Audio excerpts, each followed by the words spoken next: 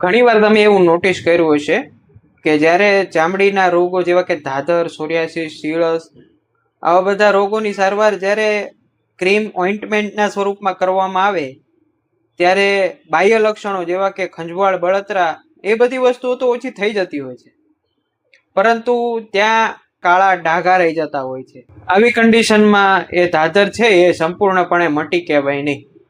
આવી ધાધરો થોડાક વર્ષો ઉપરાંત બહાર નીકળતી હોય છે. આવી ધાધર છે એ દબાયેલા સ્પ્રિંગના મારફતે ડબલ ઉછળીને બહાર નીકળતી હોય છે. એટલે કે ચામડીના રોગો જો તમારે મટાડવા હોય, એમાંથી શાંતિપણે આરામ જોતો હોય તમારે, તો એને બહાર કાઢવા અત્યંત જરૂરી છે.